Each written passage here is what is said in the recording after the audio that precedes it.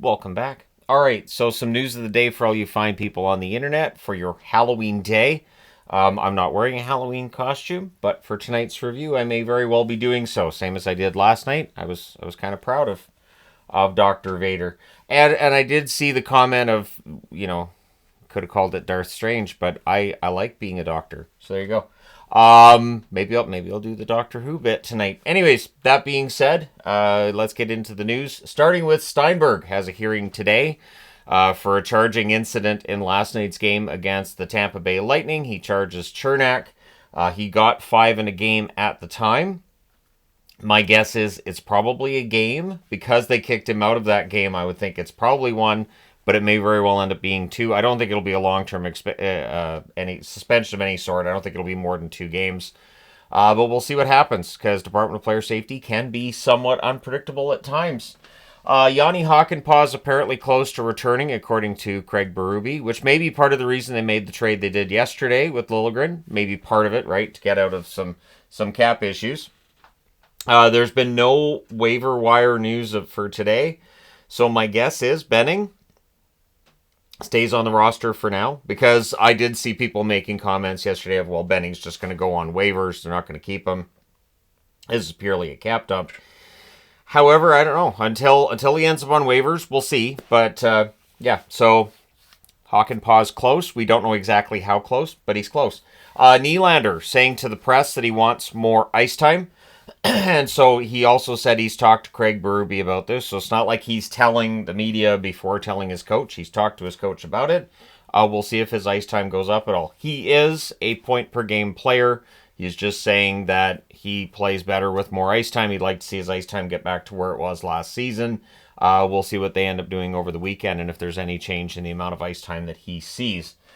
Freddie Anderson is week to week with a lower body injury. So yesterday's goalie power rankings I did, you might be happy that if you're mad about whatever goalie I didn't include, because it seems like it had quite the effect. Lyon had a rough night. Samsonov had his worst night as a Vegas Golden Knight. And now Freddie Anderson's week to week with a lower body injury, which means at least 2 weeks. I haven't seen, but I'm guessing Carolina's going to call up Spencer Martin in the meantime as your number 3 goaltender. This is why you want to have a number 3 goaltender that can play in the NHL. And then some good news for Carolina fans is that Jackson Blake's sticking around. And the way that he found out was that they had his father, Jason, call him to tell him. And Jason Blake, of course, played a long time in the NHL. Telling his son, hey, welcome to the club. You are now, a member of the team. Meaning he's not going to get sent down. He doesn't have to worry about being cut or anything. And with the way Jackson Blake's been playing, I think he probably already knew he was going to be sticking around, but it is nice to have that confirmation. And it's a nice gesture to have his father call him to let him know that that's the decision that's been made by the Carolina organization. So trade talks are apparently picking up. We've seen a couple of minor deals over the last week, and Elliot Friedman saying talks are picking up. Good. I do love when something happens, and this has not been a season so far where there's been a lot to talk about in terms of big moves. Also saying that there are some coaches who might be feeling the heat, so might be time to make a video on which coaches we may have to look at as potentially being in some danger with their jobs. But the Buffalo Sabres general manager, Kevin Adams, I would think Adams is on the hot seat a bit. The Buffalo Sabres need to show some improvement, and Elliott reporting that the Sabres are looking to add, and that's the plan, is they're going to add. And I would think Buffalo, outside of goaltending, I would think they'd be looking to add wherever they could and make things work. On the goaltending side, if you're at all concerned, remember, John Gibson is going to come back at some point for Anaheim.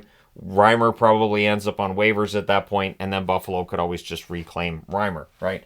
So we'll see how all this turns out, but it does sound like trade talks are picking up. Montreal apparently, too, is in the market for a forward, but they may be getting one back soon-ish. Harvey Pinard's traveling with the team, and he was at practice today in a non-contact jersey. Non-contact jersey, traveling with the team, my guess is he's probably a week out. That's my guess. So we'll see, but if he's traveling with the team, he's not that far off. Once a guy's traveling with the team and getting back into the swing of things, he's not that far away from a return. The Washington Capitals, who've got off to an incredible start to the season, they're dealing with some injuries on the blue line. Matt Roy Was at practice today, though, non-contact jersey, and Jacob Chychrun also at practice in a non-contact jersey. The thing with Washington is they play a system, and I think because of the system that Coach Carberry has them playing, it's not as important who's in the lineup or who isn't, because they all play that same system. Hershey has an excellent program as well, back-to-back Calder trophies, and so, yeah, this is... And by Calder trophies, I mean the AHL championship trophy, not the Calder for Rookie of the Year. I should specify that, just not to throw people off. But Washington has an excellent feeder system. They've got really good depth in the organization. And so, yeah, we'll see how things go with Roy still being out, Chychrun being out at this point. But Roy's trending towards a return, as is Chychrun. Kyle Connor last night reaches 500 points for the Winnipeg Jets and then scored his 501st not long after. Connor, to me, personally, is one of the more underrated players in the NHL. I think part of it is that he does play for Winnipeg, which of the Canadian organizations is the one that does get the least amount of attention. And so I think it's easier for somebody in Winnipeg to fly under the radar than if they were in Edmonton, Vancouver, Toronto, Montreal, and even I do believe like Ottawa, yep, Calgary, sure. So yeah, Kyle Connor's had an incredible career thus far, and I think he's in for what might be the best season he's ever had, as long as he stays healthy. Speaking of health, Hartman could return tomorrow for the Minnesota Wild. They're not for sure saying, but he is a possibility for Minnesota tomorrow. Minnesota, of course, is off to a really strong start. And so for the Minnesota Wild, getting Hartman back in the lineup would be great, but it's not something they're overly worried about. So that's tomorrow. They are playing against the Tampa Bay Lightning tomorrow. Yeah, Hartman could be a useful addition against Tampa Bay. So we'll see how that goes. That should be a fun one too. Both Minnesota and Tampa are playing really, really well.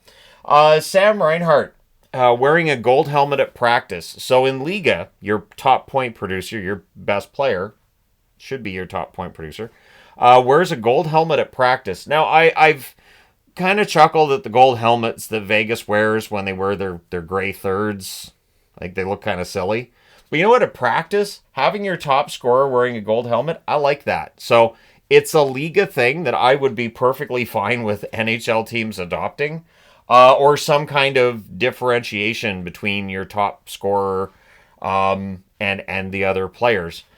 You could even, and I mean, I'm just saying this out loud, you could do some kind of a helmet being worn by a player that is different from his teammates during a game to kind of differentiate when the player's on the ice. Look, we've already got all these broadcasts now where every time certain star players are on the ice, they just put that little arrow over top of his head and his name, and you follow it all around the ice. Just give him a different helmet. Anyways, and then you can stop putting the silly graphics all over the screen, although people will complain about the silly helmet as well, but I'm just saying, I think this is kind of fun. But it's a gold helmet, so yeah. Maybe with Vegas, they're all equals in terms of leading the team in scoring. Maybe that's how they can talk about the gold helmet in Vegas. I haven't seen the gold helmets yet, and I'm kind of happy I haven't seen them. That being said, it's still early in the season, so we'll see. Macklin Celebrini. So the good news for San Jose fans, he has returned to the ice. He has returned to the ice. He is progressing, but the return date for Celebrini is as of yet unknown. Celebrini just played the one game, gave a tantalizing look to San Jose fans at what's going to be and what he could be, and then he hasn't played since. So hoping he gets back into action soon for the San Jose Sharks. This will probably submarine any chance he had at winning the Calder Trophy, because you've got Michkov and Stankoven both playing at about a point per game. But yeah, so Celebrini's return, hopefully sooner rather than later. And the Vancouver market is in full panic after last night's 6-0 loss against New Jersey. And again, this is where me kind of being a jaded Canucks fan, I'm watching last night and I'm going, yeah, this seems about right. Things are going really well, and then nope. And I'm kind of having recollections of the 2020 season, where after the pause, the Canucks then they knock out Minnesota and they knock out St. Louis. And they took Vegas right to 7. Well, Demko and Markstrom that took them to 7. The Canucks didn't play well enough to get to Game 7, And so I'm seeing some parallels to what we've just gone through and how they got to the second round and got to game 7 and they were so close.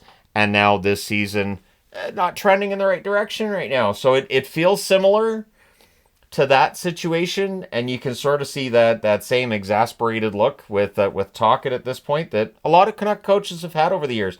Like I know that look. I've seen that before. So hello darkness, my old friend. And there we go. But let me know your thoughts in the comment section below as always. Don't forget to hit like and subscribe in the event you may not have done so already. Thank you guys so much for all your support as always. I will talk to you again soon.